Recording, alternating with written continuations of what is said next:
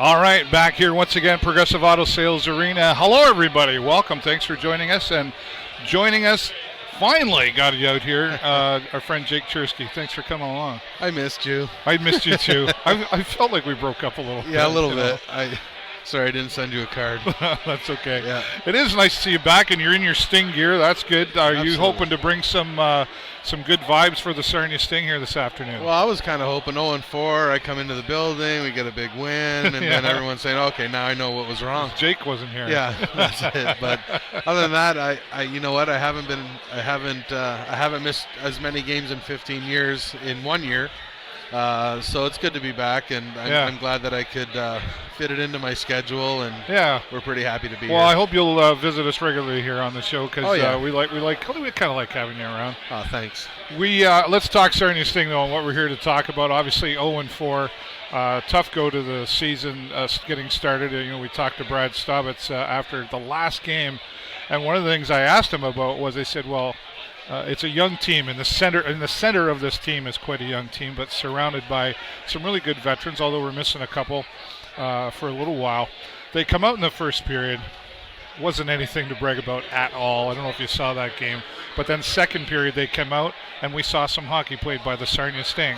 And what I said to Mr. Staubitz was, they showed they can come out and play a team like Barrie, who's an experienced team. You've got Suzuki still in there. He's been there for a few years, and a few others out on those lines. This young team does have what it takes to come out and play an experienced team and win. Even though they came behind, they come out and play some hockey in the second period. Yeah, I think it just comes down to confidence, really. When you fall behind, if you're a young team, it's hard to get motivated. Your coach is trying to motivate you, and you're maybe taking it the wrong way, and you're upset with your own play. So you beat yourself up. It's a learning curve for the young guys, but that's when that leadership core has got to pick it up and just say, hey, look, guys, it's nothing to worry about. It's a goal. We can score goals. We know we can. It's just a matter of keeping to the system, and don't try to do it all yourself. Once you start doing it all yourself and playing that that Lone Ranger type hockey, right. It's never going to work out for you ever. It doesn't matter what sport, unless it's an individual sport. Yeah. All systems are based It's not golf. on teams. No, exactly. Right.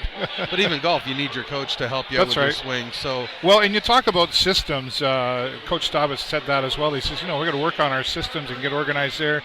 We talked with Anthony Tabak there a few games ago, and same thing. He said, it's new to these young fellas. It's a little faster pace than what they're used to.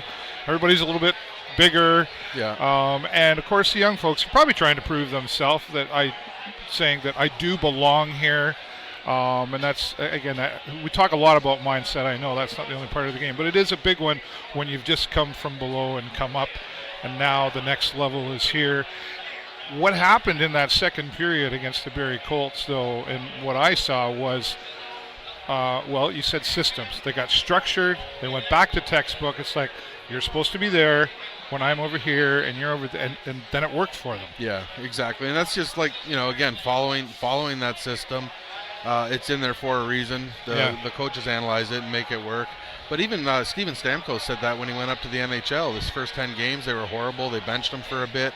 And he said it's unbelievable when you get to that next level. It's like shock factor. And then once you get good enough where you're starting to play at that caliber, the whole game will slow down for them. And that's what they're used to. They're used to just playing the game and going with the motions. And now they're actually having to push themselves a little bit harder, and they have to work.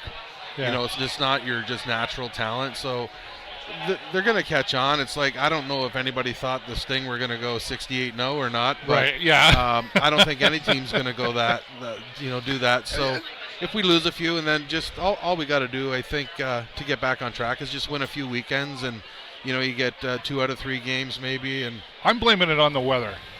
Okay. It's too warm outside for hockey.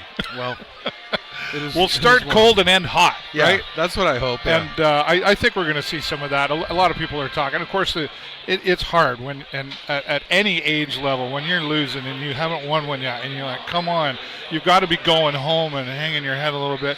And we all stand here and say, oh, that's okay, guys, just keep your head up. Go, yeah, easy for you to say, right? You're not the guy out on the ice tying up the skate laces and having everybody watch and expecting the performance that any hockey fan would expect from their team. Well, absolutely. I mean, I'm sure bad plays have happened, and I'm sure the boo birds come out, and you have that 16-year-old kid that he's looking to get his driver's license, his G1, right? And you have a couple thousand people booing him. It's got to be a shot to their emotional system and whatnot, and that's all part of being a professional. You got to get over that stuff because, again, not every day is going to be a great game, and not every day in life is going to be a great day, right? So. As a coaching staff, you also got to teach those life skills and teach them how to cope and just water off a duck's back and hey guys, there's another game. Let's win the other game and make them forget about it, because most fans and most competitive athletes, I think, if they don't, they should have very short memories, and it allows them to be successful because winning's a lot of fun. Yeah. And if your memory's short, you got to keep winning to feel that fun. Yeah, that's right. Well, the coaching staff is behind them. Again, talking with Brad Staubitz and some of the other coaching staff, they're like, we're very confident. Let's get a little more organized, like we said, with our systems and learning those, and not just learning them, but then here's the book on how to do it. But now you got to implement it right at the same time. And you mentioned Steven Stamkos in there.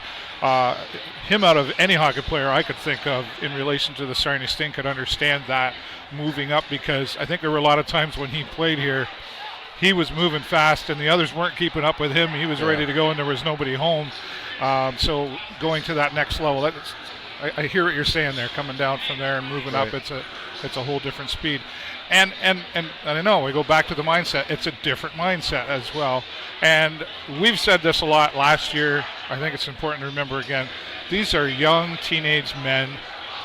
They're going to school to get good grades, must get good grades. Mm-hmm. They're a lot of them away from their families. And by the way, I got to practice and I got to play the games and I got to travel on the road. And I wouldn't mind being a teenager too. Yeah, exactly. We talked about that last year, and you know what? It's a tough balance. Let's be honest, and they do it.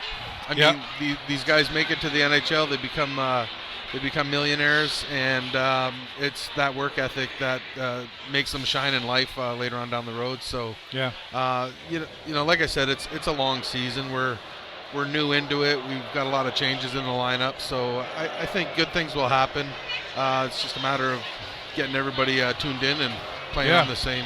Well, let's see what happens here coming in the first period against the Guelph Storm, notably the team that won it all last year. I don't know if that's a fair comparison now, because I'm sure they've, like you mentioned before we went live, there's been a lot of roster changes there. But I'm sure that's somewhere in the mind of the Sting. This is the team, and they got to be looking for that win. Come on, guys, we got to go get this one and make it happen. So let's get out there. What do you know about the Guelph Storm this year? Nothing. Okay. I just, like you said, with them being the OHL champs and making that Memorial Cup, they're obviously going to be loaded with experience. But keep in mind, when you are at that level and you become a champion, most of your team are 19 and 20-year-olds. So you have the 3 overage guys, then you have about 8 of the rest of the 21. So you're looking at 11 of your guys are the oldest, so half your team. You're only allowed to sign 3 16-year-olds. Oh, there you go. So when you break it all down, you go through a half roster change, and they got to get their chemistry going in that. But the good thing about it is the players that did stay back from last year, they have a lot of experience, and if those are your leadership players, they're going to be able to help the new guys and the young guys come true. And they're not off to a large start this year either. I think they're like 1-1-1 or something like that. So perfect. That's where we need to sit and see the Sarnia Sting get under the W column here this afternoon as the Sarnia Sting get ready to play host to the Guelph Storm. And our friend Jake Cherski is going to join us back here for the next period intermissions. Be sure to follow us everywhere. Share your comments on these videos when we're live as well. We can see your comments as well. We'd love to respond to them. And hashtag GoStingGo and More Than a Game for the show live on location. And my good friend Jake Cherski. We'll talk to you soon.